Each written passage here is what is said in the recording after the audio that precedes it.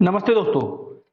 अभी हम पढ़ेंगे बिहार का हिस्ट्री, जिसमें आज का टॉपिक है मौर्योत्तर बिहार। मतलब कि मौर्य साम्राज्य के पतन के बाद कौन कौन से साम्राज्य की स्थापना हुई मगध में, इसके बारे में हम विस्तार तरीके से पढ़ेंगे। तो मौर्योत्तर बिहार मौर्य साम्राज्य के पतनोपरांत पुष्यमित्र शुंग के अधीन केवल गांगेय घाटी, ठीक है, और चंबल नदी से संबद्ध क्षेत्र रह गए थे। ठीक है, गंगा की घाटी और चंबल नदी से संबंधित क्षेत्र ही मात्र पुष्यमित्र शुंग के अधीन थे। तो बैक्ट्रिया के यूनानी शासकों ने साम्राज्य के पश्चिमोत्तर क्षेत्रों पर अधिकार कर लिया। मतलब कि सौराष्ट्र वाला क्षेत्र जो था उस पर अधिकार कर लिया। पंजाब और पाटलिपुत्र पर भी उसने आक्रमण किए। फिर कलिंग के शासक जो था खारवेल ने संभवतः पहली शताब्दी ईसा पूर्व के अंत में मगध पर 2 बार आक्रमण किया।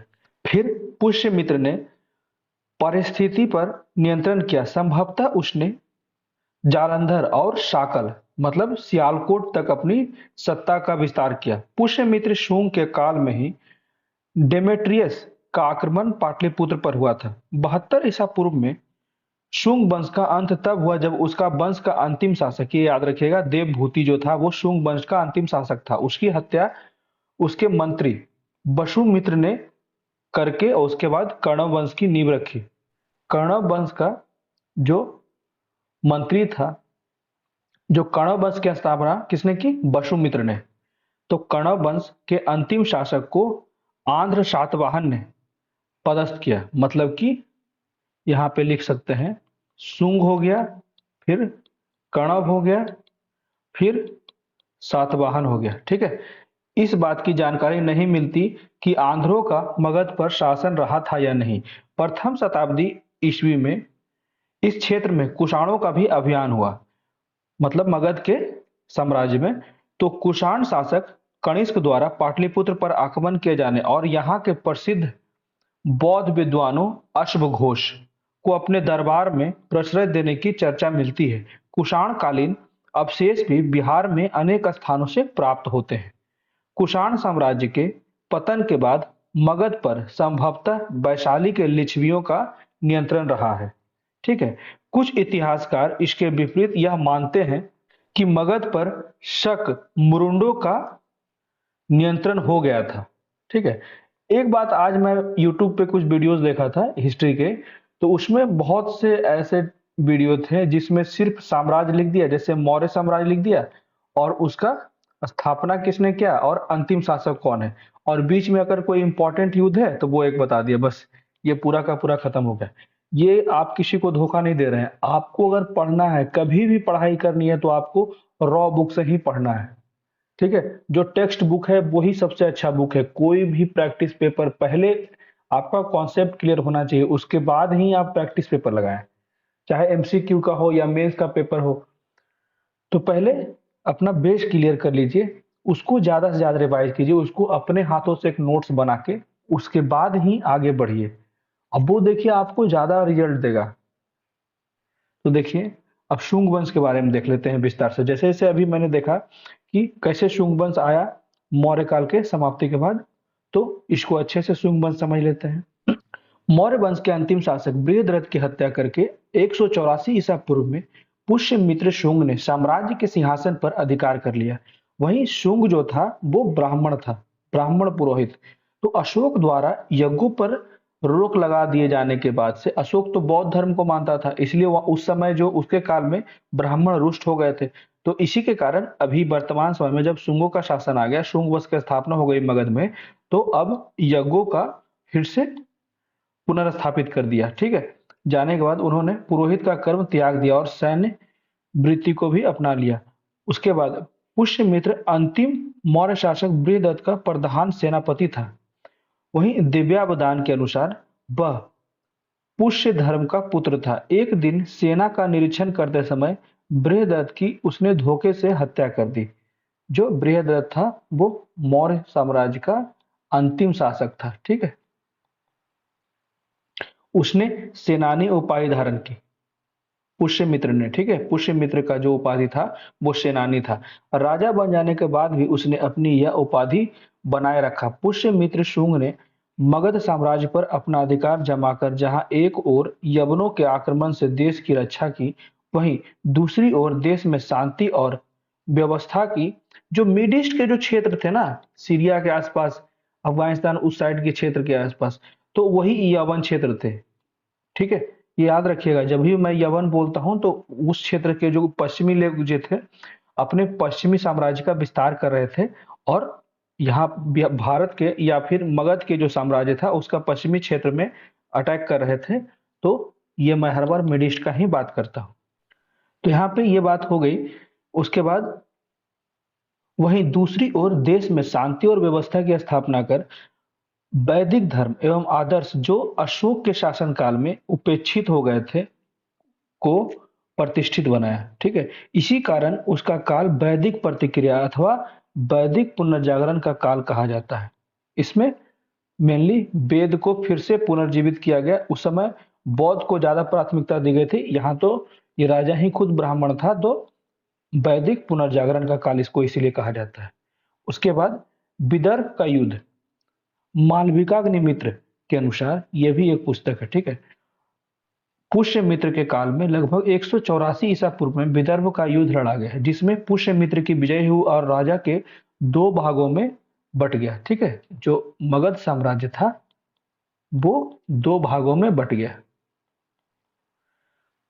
वर्धा नदी दोनों राज्यों की सीमा बनी। इस राज्य का एक भाग जो हुआ माधव सेन को प्राप्त हुआ और दोनों भागों के नरेश ने पुष्यमित्र को अपना सम्राट मान लिया तथा पुष्यमित्र का प्रभाव क्षेत्र नर्मदा नदी के दक्षिण तथा तक विस्तृत हो गया।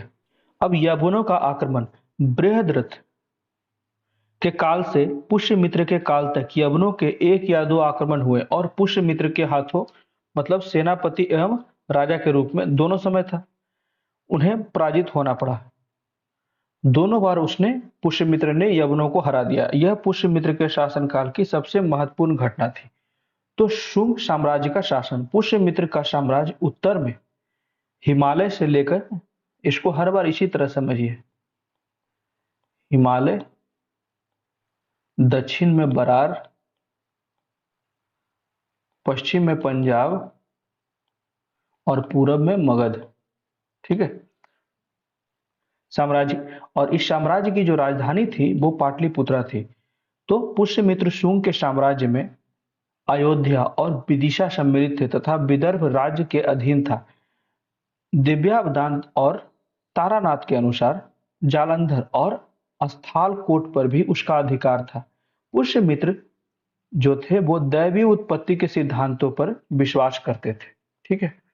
उसका पुत्र जो था वो अग्निमित्र था। पुष्यमित्र का जो पुत्र था वो अग्निमित्र था, वो विदिशा का उपराजा था। धनदेव कौशल का राज्यपाल था।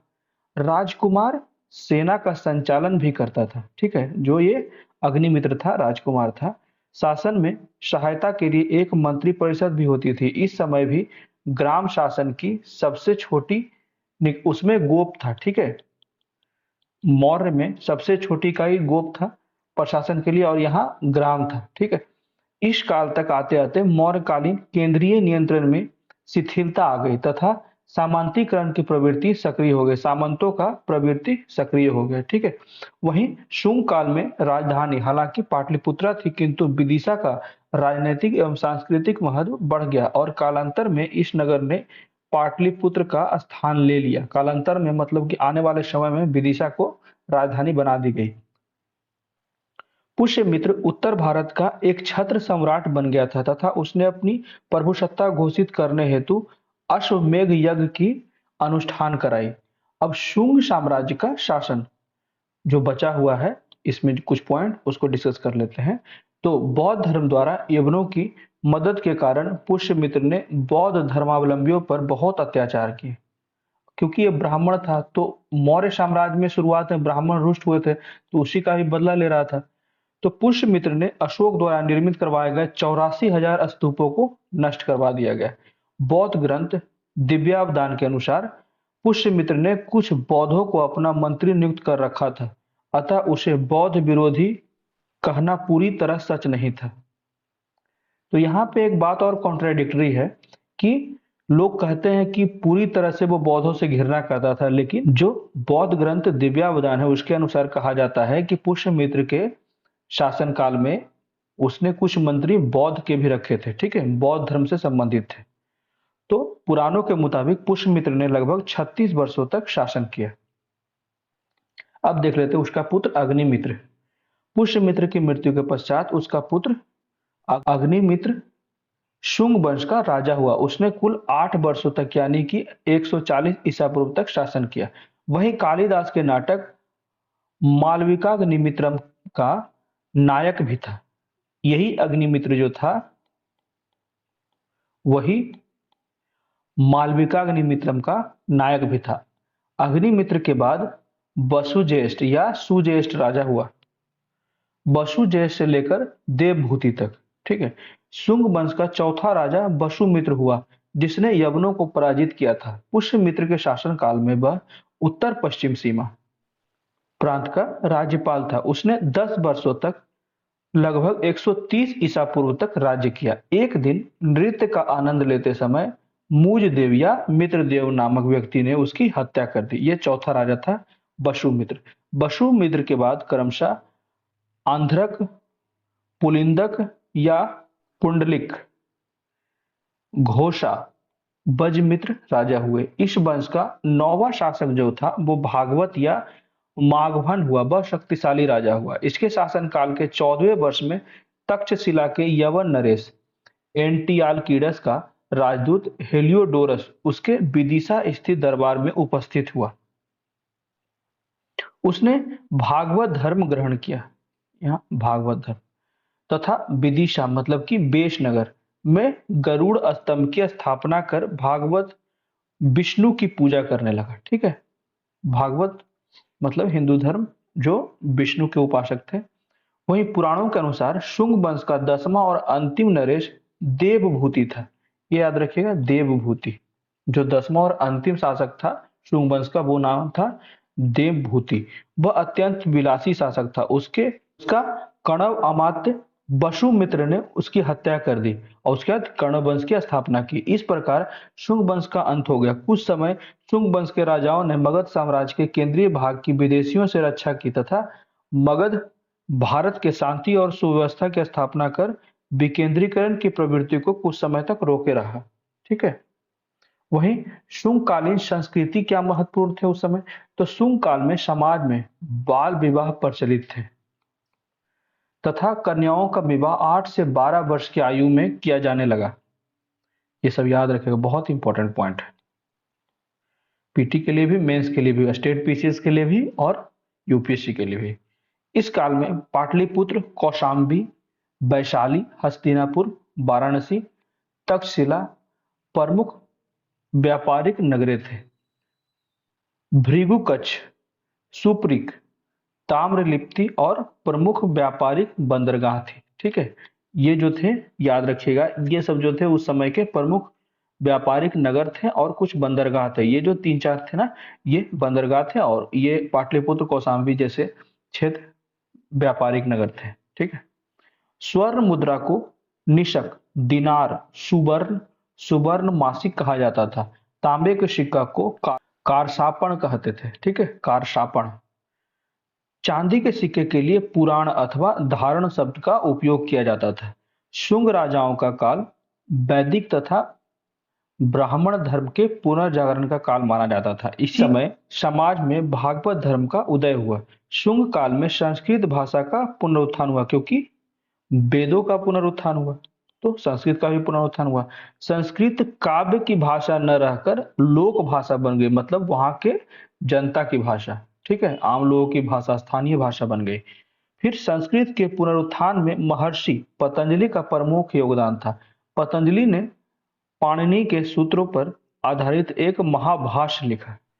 अब आगे देख लेते हैं और संस्कृति के कुछ इंपॉर्टेंट पॉइंट। जैसे महाभाष्य के अलावा मनुस्मृति का मौजूदा स्वरूप संभवतः इसी युग में रचा गया था। कुछ विद्वानों के अनुसार शुंग काल में ही महाभारत के शांति पूर्व तथा अश्वमेध का भी परिवर्धन हुआ। शुंग कालीन वास्तुशिल्प के उत्कृष्ट नमूने बिहार के बोध गया में प्राप्त हुए। ठीक है, ये देखिए शुंग कालीन वास्तुशिल्प जो है उसे कुछ नमूने बिहार के बोध गया में प्राप्त हुए हैं।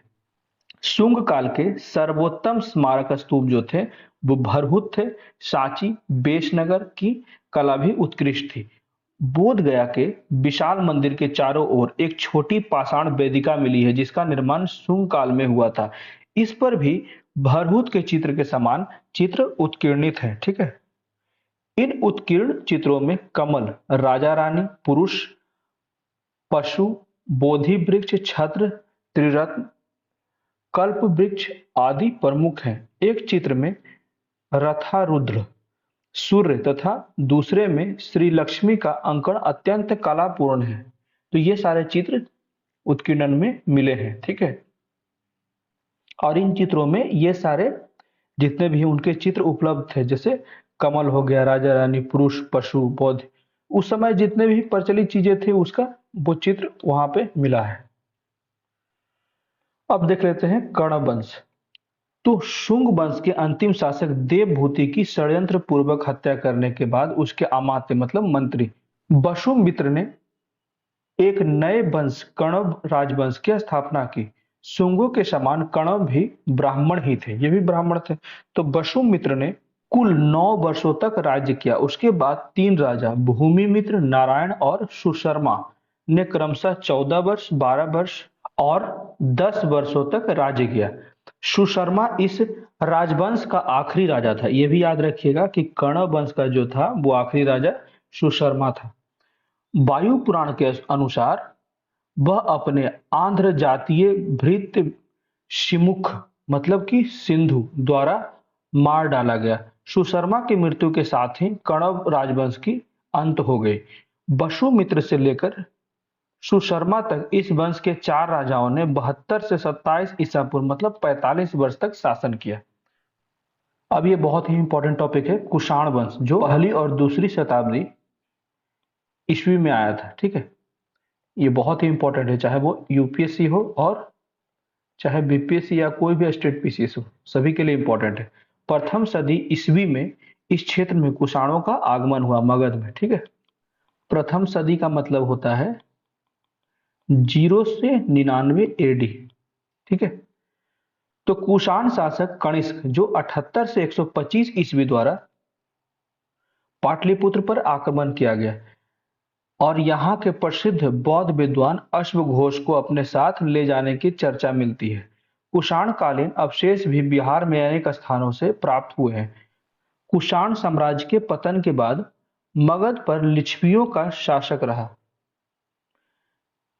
अन्य विद्वान मगध पर शक मुरुंडों का नियंत्रण मानते थे। ठीक है, मगध पर आंध्र वंश के शासन का कोई स्पष्ट प्रमाण नहीं मिला है। कुषाण साम्राज्य के पतन के बाद विकेंद्रीकरण के युग की शुरुआत हो गई। पहले था केंद्रीकरण, अब हो गए उसे तोड़ दिया गया और छोटे छोटे राज्यों में बदल दिया गया, जिससे कि शासन की अच्छी पकड़ हो सके, नियंत्रण सही हो सके। ठीक है, यह काल 4वीं सदी ईस्वी तक चलता रहा। अब देख लेते हैं गुप्त काल, यह भी बहुत ही इंपॉर्टेंट है। अभी तो कुषाण में और भी बहुत सी चीजें हैं, जब मैं यूपीएससी के लिए पढ़ाऊंगा तो और भी उसको विस्तार से पढ़ाया जाएगा। ठीक है, उसमें अनेक सिक्कों का रोल है और जो जो लोग आक्रमण कर रहे थे चारों तरफ से, या ये भी आक्रमण का अभियान कर रहा था, तो इसको पूरे अच्छे से मैप के साथ ही पढ़ना चाहिए। अब देख लेते हैं गुप्त काल, लेकिन बीपीएससी में इतना ज्यादा फैक्ट ही आता है ना, तो इसमें तो सिर्फ 10 बार पढ़ना है, उसको लिखिए, किसी भी तरह याद रखना होगा पॉइंट्स को। ठीक है, गुप्त राजवंश की स्थापना महाराज गुप्त ने लगभग 275 ईस्वी में की। इसी महाराज गुप्त को उनका वास्तविक नाम जो था श्री गुप्त था। ठीक है, तो गुप्त वंश का दूसरा शासक जो था वो घटोत्कच हुआ, जो श्री गुप्त का पुत्र था। प्रभावती गुप्त के पूजा तथा रिद्धपुर ताम्रपत्रों में उसे गुप्त वंश का प्रथम शासक बताया गया। ठीक है, वहीं स्कंद गुप्त के सुपिया मतलब रीवा के लेख में गुप्तों के वंशावली घटोत्कच के समय से प्रारंभ हुई। मतलब लोगों का अलग अलग साक्ष्य प्राप्त होता है, अनेक प्रकार के जो हमें साक्ष्य जैसे ताम्रपत्र में अलग चीजें मिली है, और जो रीवा के क्षेत्र में जो लेख मिले हैं वहां से गुप्त का अलग सूचना मिला है। तो यही सब बारे में बताया जा रहा है। परंतु गुप्त लेखों में इस वंश का प्रारंभ का प्रथम शासक जो था वो श्रीगुप्त को ही कहा गया है। हालांकि गुप्त वंश की स्थापना श्रीगुप्त ने की थी, किंतु घटोत्कच के समय में सबसे पहले गुप्तों ने गंगा घाटी में राजनीतिक महत्ता प्राप्त किया।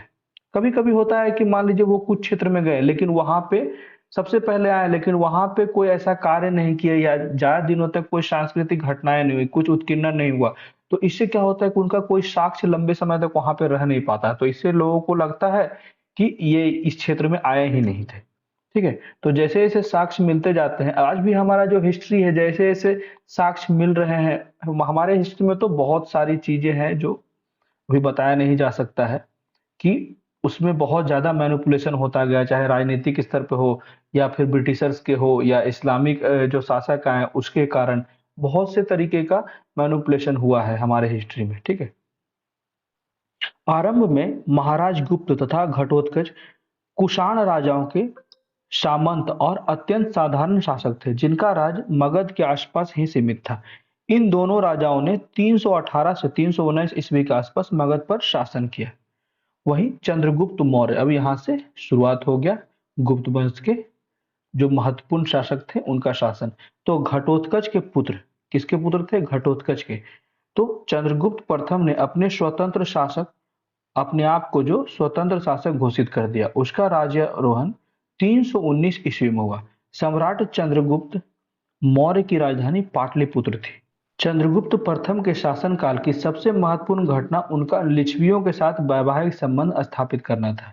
चंद्रगुप्त ने लिच्छवियों का सहयोग और समर्थन पाने के लिए उनकी राजकुमारी कुमार देवी के साथ विवाह किया। चंद्रगुप्त और कुमार देवी के विविध प्रकार के सिक्के गाजीपुर, टांडा, मथुरा, वाराणसी, अयोध्या, सीतापुर व बयान से प्राप्त हुआ। इस काल के स्वर्ण और चांदी के सिक्के काफी मिले हैं चंद्रगुप्त प्रथम के। यहाँ पे गुप्त वंश में सबसे पहले चंद्रगुप्त प्रथम ने ही चांदी के सिक्के चलवाए। ये पॉइंट याद रखिएगा कि चांदी के सिक्के किसने चलवाए, तो चंद्रगुप्त प्रथम ने। बी.ए. स्मिथ के अनुसार कुमार देवी के साथ विवाह के करके चंद्रगुप्त प्रथम ने वैशाली का राज्य प्राप्त कर लिया। हेमचंद राय चौधरी के अनुसार अपने महान पूर्ववर्ती शासक बिंबिसार की भांति चंद्रगुप्त प्रथम ने लिच्छवी राजकुमारी कुमार देवी के साथ विवाह कर द्वितीय मगध साम्राज्य की स्थापना की। उसने विवाह के उपरांत महाराजाधिराज का उपाधि ग्रहण किया तथा विवाह की स्मृति में राजा रानी प्रकार के सिक्के चलवाए। ठीक है, विवाह की स्मृति में। उसके बाद चंद्रगुप्त प्रथम का साम्राज्य पूरब में मगध से लेकर पश्चिम में प्रयाग तक था। वायु पुराण में मगध और साकेत पर चंद्रगुप्त द्वारा शासन करने का उल्लेख मिलता है। राय चौधरी के अनुसार कौशाम्बी तथा कौशल के महाराजाओं को हराकर चंद्रगुप्त ने उनके राज्यों पर अपना प्रभुत्व कायम कर लिया। चंद्रगुप्त प्रथम ने गुप्त संवत का प्रचलन प्रारंभ किया है। ये बहुत लगातार सवाल आता है। चंद्रगुप्त प्रथम ने गुप्त संवत का प्रचलन स्थापित किया। शक संवत, गुप्त संवत, ये तीनों को अच्छे से, और ईसवी, ईसा पूर्व, ये सारे चीजें में डिफरेंस और उसके बीच में जो टाइम पीरियड का गैप है ये सब अच्छे से याद कर लीजिएगा। इस संवत का प्रारंभ 320 ईस्वी में हुआ। समुद्रगुप्त 325 से 375 ईस्वी। चंद्रगुप्त प्रथम के बाद 325 ईस्वी में उसका पुत्र समुद्रगुप्त प्रक्रमांक सिंहासन पर बैठा। समुद्रगुप्त का जन्म लिच्छवी राजकुमारी कुमार देवी के गर्भ से हुआ। उसका शासनकाल राजनीतिक और सांस्कृतिक दृष्टि से गुप्त साम्राज्य के उत्कर्ष का काल माना जाता है। समुद्रगुप्त एक असाधारण सैन्य योग्यता वाला सम्राट और महान विजेता था। अपने विभिन्न युद्धों में समुद्रगुप्त ने भिन्न भिन्न नीतियों का अनुसरण किया, जिससे उनकी कूटनीति एवं राजनीतिक सूझबूझ का परिचय मिलता है। इतिहासकार बी.ए. स्मिथ ने कहा है कि उसे भारतीय नेपोलियन की संज्ञा दी गई। समुद्रगुप्त को भारतीय नेपोलियन कहा जाता है क्योंकि समुद्रगुप्त उच्च कोटि का विद्वान तथा विद्या का उदार संरक्षक भी था। उसे कविराज भी कहा जाता है। वह महान संगीतज्ञ भी थे। उसे बीड़ा वादक का भी बहुत शौक था। उसके कुछ सिक्कों पर उसे वीणा बजाते हुए दिखाया गया है। ठीक है, राजा रानी वाला हो गया और वीणा बजाते हुए दिखाया गया। उसने प्रसिद्ध बौद्ध विद्वान वसुबंधु को अपना मंत्री नियुक्त किया था।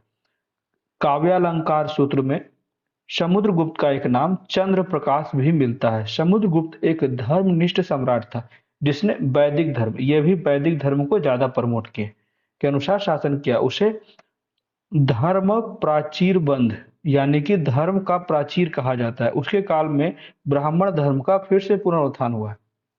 समुद्रगुप्त ने एक विशाल साम्राज्य का निर्माण किया जो उत्तर में, अब यहाँ पे भी बन जाता है एक फिगर, हिमालय, दक्षिण में विंध्य पर्वत, उसके बाद पूरब में बंगाल की खाड़ी, पहले मगध ही था, अब झारखंड पार करते हुए बंगाल के भी क्षेत्रों में चला गया और बंगाल की खाड़ी तक इसका साम्राज्य में विस्तार हो गया। और पूरब में बंगाल की खाड़ी हो गया और पश्चिम में मालवा, ठीक है, तक विस्तृत है। कश्मीर, पश्चिमी पंजाब, पश्चिमी राजपूताना, सिंध तथा गुजरात को छोड़कर समस्त उत्तर भारत इसमें सम्मिलित था। दक्षिणापथ के शासक तथा पश्चिमोत्तर भारत की विदेशी शक्तियां भी उसके अधीन थी। वस्तुतः समुद्रगुप्त ने अपने पिता से प्राप्त राज्य को एक विशाल साम्राज्य में परिणत किया। समुद्रगुप्त इस विशाल साम्राज्य की राजधानी पाटलिपुत्र थी। ठीक है, ये याद रखिएगा, समुद्रगुप्त के समय इस विशाल साम्राज्य की राजधानी जो थी वो पाटलिपुत्र थी। अब देख लेते हैं रामगुप्त। समुद्रगुप्त के बाद रामगुप्त सम्राट बना या नहीं, इस बात को लेकर विद्वानों में मतभेद है। सर्वप्रथम रामगुप्त के इतिहास का पुनर्निर्माण करने वाले विद्वान राखल दास बनर्जी थे, जिन्होंने एक व्याख्यान माल के दौरान 1924 में रामगुप्त के शासनकाल को प्रमाणित करने का प्रयास किया। विभिन्न साक्ष्यों से पता चलता है कि समुद्रगुप्त के दो पुत्र थे, रामगुप्त और चंद्रगुप्त। दोनों भाइयों में बड़ा होने के कारण रामगुप्त पिता की मृत्यु के बाद 375 ईस्वी में गद्दी पर बैठा, परंतु वह निर्बल और कायर शासक था। उसके काल में शकों ने गुप्त साम्राज्य पर आक्रमण किया जिसमें रामगुप्त पराजित हुआ। वह एक अत्यंत अपमानजनक संधि करने के लिए बाध्य हुआ। संधि के शर्तों के अनुसार उसने अपनी पत्नी ध्रुव देवी को शक राज्य को भेंट में दे देना स्वीकार कर लिया। उसके बाद उसका छोटा भाई चंद्रगुप्त स्वभाव से बड़ा वीर तथा स्वाभिमानी था। उसे यह शर्त अपने कुल की मर्यादा के विपरीत लगी। फलस्वरूप उसने छद्म वेश में जाकर शकपति की हत्या कर दी। इस कार्य में उसकी लोकप्रियता बढ़ी। अवसर का लाभ उठाते उसने बड़े भाई रामगुप्त की भी हत्या कर दी और उसकी पत्नी से विवाह कर लिया तथा मगध का शासक बन गया। अब देख लेते हैं चंद्रगुप्त द्वितीय, जिसे विक्रमादित्य भी कहा जाता है। चंद्रगुप्त द्वितीय 375 ईस्वी में सिंहासन पर आसीन हुए। वह समुद्रगुप्त की प्रधान महिषी दत्त देवी से उत्पन्न, मतलब कि उनकी पत्नी से उत्पन्न हुआ था। वह गुप्त राजवंश का सर्वाधिक महत्वपूर्ण और शक्तिशाली शासक बना। देवी चंद्रगुप्त एवं हर्षचरित में चंद्रगुप्त द्वितीय को शकारी मतलब शकों पर विजय प्राप्त करने वाला कहा गया है, जिसे 389 ईस्वी में शक राज रुद्र सिंह पर विजय प्राप्त करने की खुशी में उसने विक्रमादित्य की उपाधि धारण की। ठीक है, ये याद रखिएगा, शकों पर विजय प्राप्त करने के उपलक्ष्य में विक्रमादित्य कहा जाता है। विक्रमादित्य की प्रथम ज्ञात तिथि गुप्त संवत 61 अथवा 380 ईस्वी है, जो उसके मथुरा स्तंभ से प्राप्त होती है। यह लेख उसके शासनकाल के 5वें वर्ष की बात है। उसने 375 से 415 ईस्वी तक कुल 40 वर्षों तक शासन किया। चंद्रगुप्त द्वितीय के अनुसार और भी अन्य नाम थे चंद्रगुप्त द्वितीय के। देवगुप्त, देवराज, देवश्री आदि थे। उसने विक्रमांक, परम भागवत आदि उपाधियां भी धारण की। चंद्रगुप्त द्वितीय ने सबसे पहले वैवाहिक संबंध द्वारा अपनी आंतरिक स्थिति को मजबूत किया। उसने अपने समय के 3 प्रमुख राजवंशों नागवंश, बाकाटक वंश और कदम्ब राजवंश के साथ वैवाहिक संबंध स्थापित किए। चंद्रगुप्त द्वितीय ने नाग राजकुमारी कुबेर नाग के साथ विवाह किया। उससे एक कन्या उत्पन्न हुई जिसका नाम प्रभावती गुप्त था। बाकाटकों का सहयोग पाने के लिए चंद्रगुप्त ने उसकी पुत्री प्रभावती गुप्त का विवाह बाकाटक नरेश रुद्रसेन द्वितीय के साथ कर दिया। ठीक है, यहाँ पे चंद्रगुप्त ने अपनी पुत्री प्रभावती जो यहाँ उत्पन्न हुई थी, ठीक है, कुबेर नाग से, फिर 390 ईस्वी में रुद्रसेन का निधन हो जाने के कारण प्रभावती अपने दो अल्पवयस्क पुत्रों दिवाकर सेन और दामोदर सेन की संरक्षिका बनी। प्रभावती गुप्त के सहयोग से चंद्रगुप्त ने गुजरात और काठियावाड़ पर विजय प्राप्त कर लिया। बांका टको और गुप्तों की सम्मिलित शक्ति से शकों का उन्मूलन हो गया।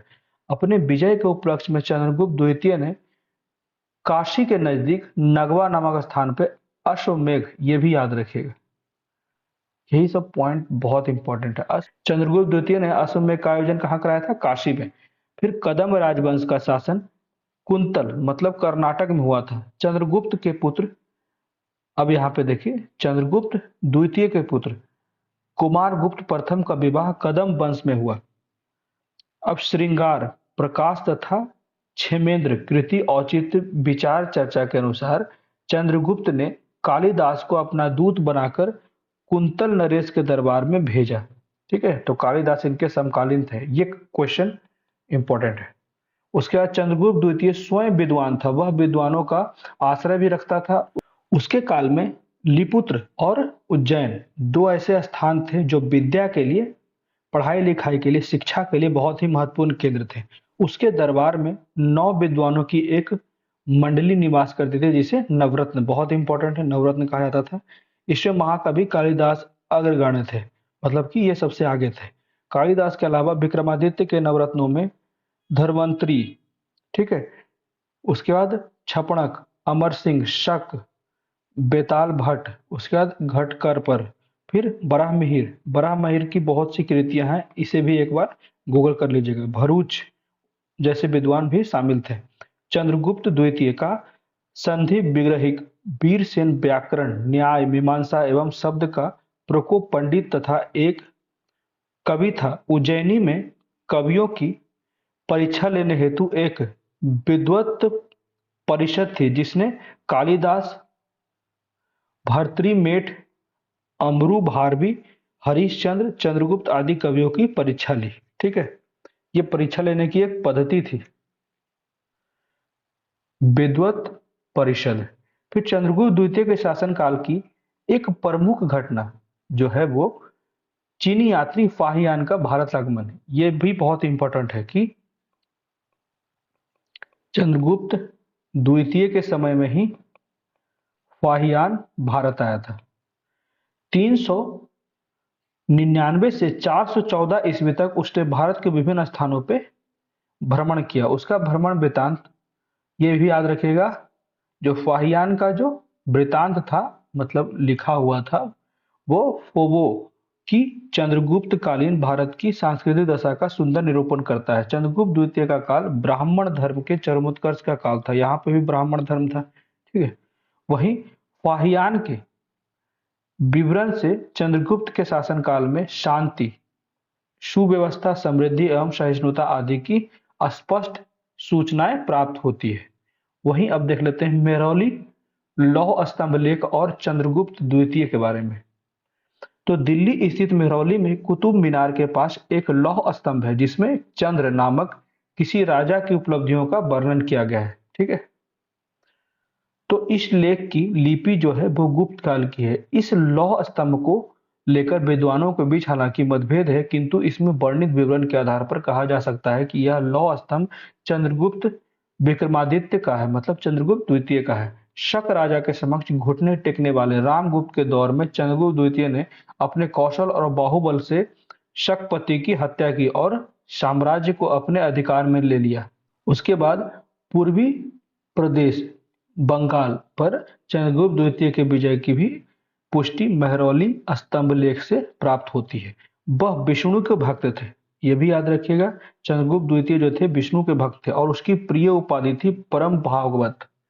परम भागवत संभवतः मेहरौली का लौह स्तंभ लेख जो है वो चंद्रगुप्त की मृत्यु के पश्चात उसके पुत्र कुमारगुप्त प्रथम ने पिता की याद में उत्कीर्णित कराई। ठीक है, कुमारगुप्त प्रथम और महेंद्रादित्य जिसे ये उपनाम था। तो चंद्रगुप्त द्वितीय के पश्चात 415 ईस्वी में उसका पुत्र कुमारगुप्त प्रथम सिंहासन पर बैठा। वह चंद्रगुप्त द्वितीय की पत्नी ध्रुव देवी से उत्पन्न उसका सबसे बड़ा पुत्र था। कुमारगुप्त का गोविंद गुप्त नामक एक छोटा भाई भी था जो कुमारगुप्त के समय बसाड़ वो भी राज्यपाल था। कुमारगुप्त प्रथम का शासन शांति और सुव्यवस्था का काल था। उसके काल में गुप्त साम्राज्य की उन्नति पराकाष्ठा पे थी। समुद्रगुप्त और चंद्रगुप्त द्वितीय ने जिस विशाल साम्राज्य का निर्माण किया उसे कुमारगुप्त ने संगठित एवं सुसंगठित बनाए रखा। कुमारगुप्त ने अपने विशाल साम्राज्य जो उत्तर में हिमालय और दक्षिण में नर्मदा, पूरब में बंगाल की खाड़ी और ये देखिए अरब सागर तक पहुंच गए। यहाँ लोग मालवा तक, सौराष्ट्र तक ही पहुंच पा रहे थे, लेकिन ये अरब सागर तक पहुंच गए। 3 क्षेत्र को वो पूरा का पूरा प्राप्त कर लिया, दक्षिणी क्षेत्र को वो प्राप्त नहीं किया पूरा। तो कुमारगुप्त ने इसका विस्तार किया। उसके बाद कुमारगुप्त ने 40 वर्षों तक शासन किया। यहाँ पे एक बात और है कि कुमारगुप्त नालंदा विश्वविद्यालय की स्थापना भी की। ठीक है, तो आज का था मौर्योत्तर बिहार। अब बस ज्यादा कुछ नहीं बचा है, एक स्कंद गुप्त बच गया है, फिर गुप्त काल का पूरा संस्कृति है। बस यही 2-3 टॉपिक है छोटे छोटे। तो कैसा लगा मेरा वीडियो प्लीज मुझे कमेंट करें, मेरे वीडियो को ज्यादा लाइक करें, शेयर करें और मेरे चैनल को सब्सक्राइब करें। Thank you.